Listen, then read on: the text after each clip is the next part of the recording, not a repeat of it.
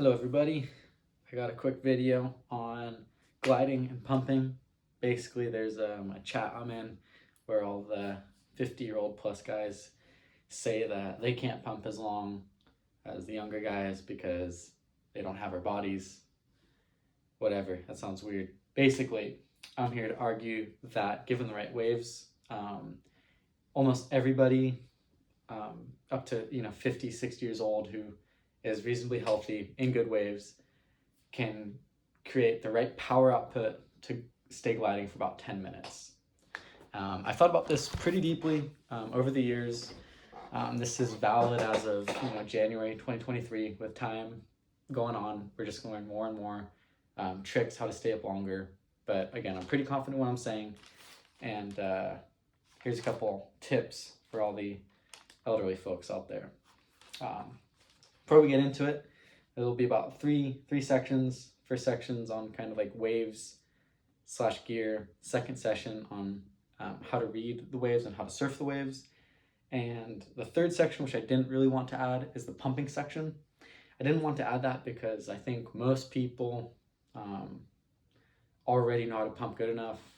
But then again, I think of all these 50-year-olds who are saying that they can't stay up for long enough.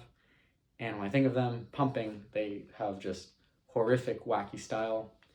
Part of why I argue or accept their argument that age does become a factor is kind of like dancing or speaking another language, where once you get to a certain age, your muscle memory isn't capable of learning new things. So for example, if there's I started foiling at 20, maybe I would have benefited more if I started younger, or if I started 10 years later, I wouldn't have been able to produce the same motions that I can now, just because my body wasn't able to accept new movements or something like that. So those are three sections. Two phrases I think we should always keep in mind when gliding is, first, the trick to pumping is to not pump. And what this means is that if you're trying to pump, you're trying to go for a long time or distance, you got to learn how to not pump. The irony is the trick to pumping is not pumping, and everybody thinks you got to pump hard, you got to pump good to pump, but no. The irony is the trick to pumping is to not pump. The second phrase that I always keep in my head whenever I'm trying to maximize the efficiency of my foil is changing the pitch of the foil is the worst thing you can do. Keep in mind, if we're going forward this way, this is your wing. Going forward, the pitch is this angle right here. Anytime you change that, whether it's upwards or downwards, you're creating a massive amount of drag. Okay, so with those two in mind, the waves you want are consistent waves, and the type of consistency we're talking about is, say if the goal is to go for 10 minutes, you want waves coming through nonstop for 10 minutes. Ideally, short period swells will be closer together in time.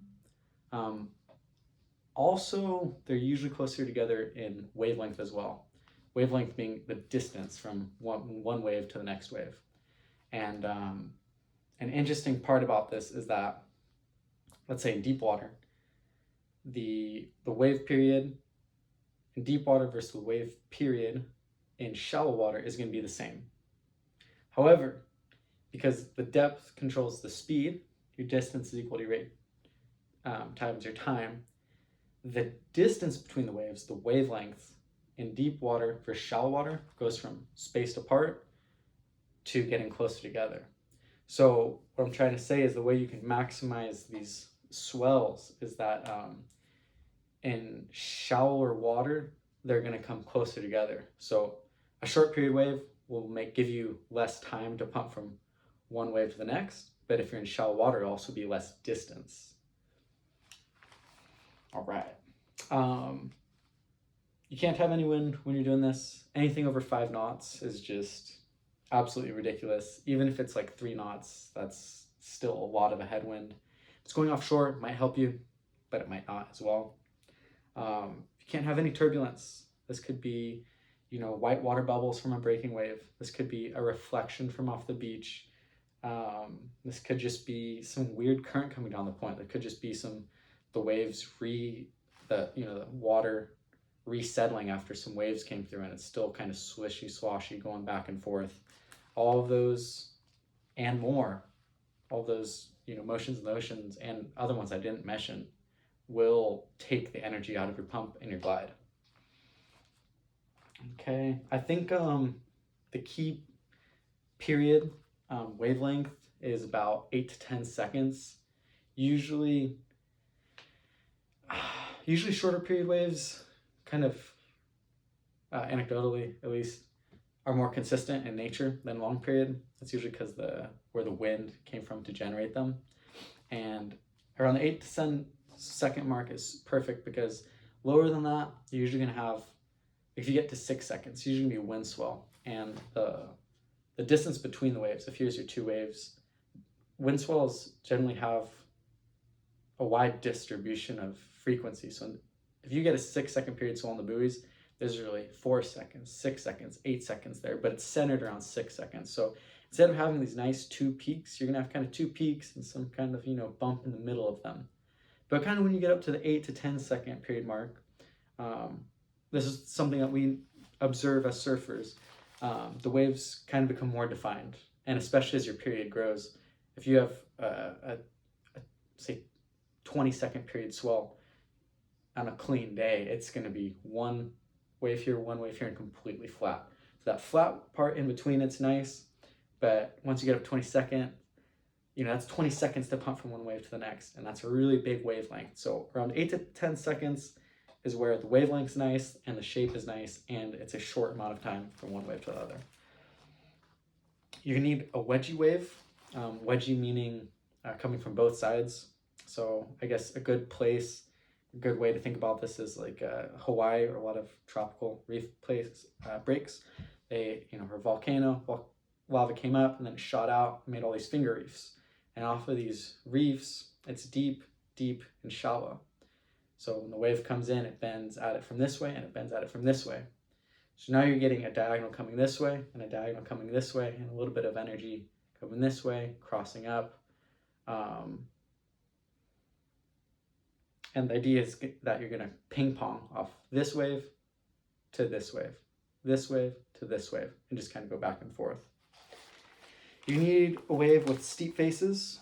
So if the wave does not, if you're going to have to keep pumping on the face of the wave, it's not going to be the best wave to use. You want something that's steep.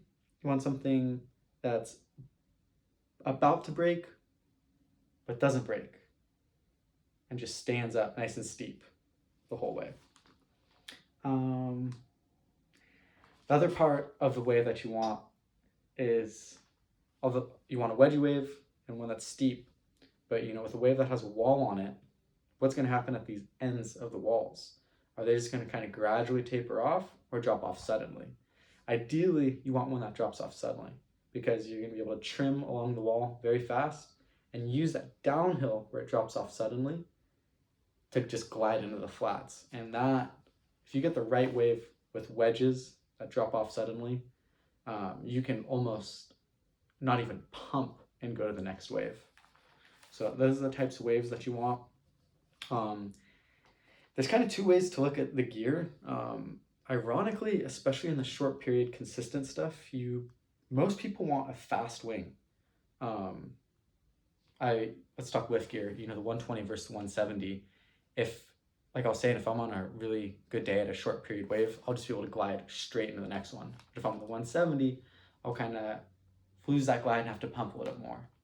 Also, keep in mind, if, let's say the waves are going this way, and I exit this wave here and then pump up to the next wave, if I'm going faster, I'll be able to turn around sooner and therefore get a longer glide. But if I'm going out slower, this wave is going to make more progress compared to me making progress out, and then I'm going to turn later. So I'm going to be pumping longer, turning later, and then this ride from here to here is going to be decreased. So you want to be able to get out the back instantly, ride this whole wave and recover, get out the back instantly, ride the whole wave, recover, and repeat that process. Generally, you're going to want a lighter board. I don't know if anybody with the SUP is really broke in, 10 minutes. You probably could. I bet somebody has, but it just uses the lightest gear that you can. All right. Part 2. So, on top of the shoaling and holding, where like you want the steep wave, but not too steep, but not breaking kind of a thing, there's something really interesting that happens in going from shallow water to deep water. So as surfers, we notice that, say this is deep water here, and this is shallow water here. And deep water to shallow water, the wave comes in, and it stands up and gets taller and becomes one. All of the waves kind of merge into one. But when waves go from shallow water to deep water, if this is my one wave, it comes off of the ledge and it kind of dips down. And when it does that, it breaks up into 2 or more waves. And all that energy that was focused in that nice little peak that you were riding gets split up. And you don't know which one to choose always, and you're just losing energy. So you got to know when it's going to get deep again and pull out before that happens. As I kind of said before, keep in mind shallow water, the waves move slower. That's what determines the speed of a wave, the depth. And in deep water, the waves will move faster. So like I was saying earlier, ideally you want the shallowest water possible that can supply a wedge going left, going right, and just ping pong off both of them with the steep face. Kind of hard to get, but it does exist. It does exist. So basically, once you have these waves and you kind of have that approach, you're going to notice that you're going to make a small little box. Now let's imagine the waves going this way this time. So the waves are coming in like this, but since they're wrapping around the reef, they're also coming in like this as diagonals. So you're going to ride one diagonal like this, and we're going towards shore, going to shore, and then you're going to jump off the back, glide for a little bit, and then start your pump. But the beauty of this is, since we got these X's going, there's another wave coming like this, and you turn and you ride the diagonal. And then you jump off the back and you ride the diagonal back and forth. And again, the ocean isn't always reproducing the same waves over and over and over for 10 minutes straight. But when you do these glides, when you do get a really good one, there'll be about 2 to 3 minutes at a time where you can just make these loops. And that's where you completely just are not using any energy at all. When you're on the wave, it really helps to lock out your legs. Part of that is just giving your legs relief from kind of always being in a squat. The other part of that has to do with the pitch of the foil. So when your legs are spread apart, you'll be able to make a larger moment on the foil. Basically, if you just hit a bump and then you kind of wobble and you lean onto your front foot, you're going to change the pitch of the foil easier than if your feet were together. So if your feet are together, your legs are locked, you're not going to change the pitch of the foil, and you're going to be able to rest your legs a little bit. If you do need a pump though, because sometimes the wave does back off into deep water and split into 2, a good trick is to do one really big super pump and then enjoy the glide. So you do one really big pump and then get the foil up nice and high, get your legs together and glide while you can. Another mathy kind of thing to think about is, forget the wedges. Let's just imagine a wave coming in like this. Say it's going 10 miles an hour. Maybe waves will go a little bit faster actually. But if your route is straight ahead from here to here, compared to if you peel across the wave at an angle from here to here, you're going to make the same distance towards the beach, but you're going to make more distance overall in the same amount of time. So you're actually going to exit faster over here. So that's a trick to increase your speed. And again, you want to exit with a lot of speed so you can glide to the next one. And when you're exiting, say exit with 15 miles per hour knots, whatever you want to call it, you can't, what's best not to make a sharp turn out of the wave. When you do the sharp turn, you're going to bleed out a lot of speed. So you want to just make a nice, super liney turn off the back, just really, really, really slow. Milk that glide as long as you can. I guess that's it for the reading the wave parts. Of course, there's probably more, but that's just what I have after a little bit of brainstorming. Pumping, I don't know if I'm going to get up on camera and show really how to pump, but I think really how a lot of pumping works is with Newton's third law kind of a thing. You really are pushing against the water. I'll say it again, the worst thing you can do for hydrofoil is changing the pitch. So if you're pumping and you're changing the pitch, you down pump to your on pump, that's going to be bleeding out. That's going to be creating a lot of drag that you don't want, you don't need. And I understand there's always going to be a little bit of pitch, always in your ride, especially when you pump. But if you really notice on a lot of these efficient foils, when you watch someone who's just really good at pumping go, they're not really changing their pitch that much. That's not where the emphasis is. Their mast is going down and up with a little bit of pitch. And I think the trick to that is to pump equally with both legs. You're going to I kind of sometimes squat into it and really spring out of it. So you push down really hard with the foil flat, and that's going to be what projects you forward. So it's going to be these short, fast pumps. If you're doing really divey ones, hard ones, swinging your arms, you're not going to be able to sustain that for more than 10 minutes. I really don't think so. So explode quickly with both legs. And the other part of pumping is too, when you're going back out, it's not always just a wave, a perfectly flat spot, Although that's ideal, there are going to be little ripples. I mean, sometimes even a longboarder going by will create little wakes. Keep in mind where it feels good to pump or where not. Sometimes in a lineup, 50 feet that way, or even just 5 feet that way, will be easier or harder to pump than others. That would be a whole nother video. Really a whole nother video dependent on the spot, because it's just so sensitive to all those things. So that's really I got for pumping. I think pumping really unfortunately has a lot to do with kind of like dancing or speaking another language. You really got to do it when you're young. It's gonna be crazy to see what the 10-year-olds right now learning to foil, what they're gonna look like when they're in their 20s and 30s. So yeah, that was basically it. I don't think it's reasonable to attempt, I guess it's reasonable, but I think downwinding is really where you're going to learn all these nuances of what to look for, when to pump, how long you can hold a glide for. For example, before I could downwind, I just brute force pump in the lineup, and I could get 3 minutes, which I was proud of. And after that 3 minutes, I was out of breath. I could barely speak a word because I felt like I was about to die. But then I started downwinding, and now my new PR is 58 minutes.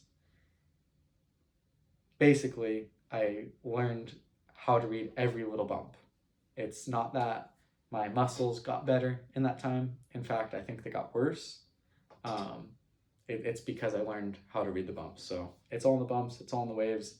I think anybody with a healthy 50-year-old body, male, female, whatever you want to call yourself, can produce the amount of power to stay up for 10 minutes in good conditions. Because again, the power input is very low. We got to learn how to yield our foils. Let me know what you think.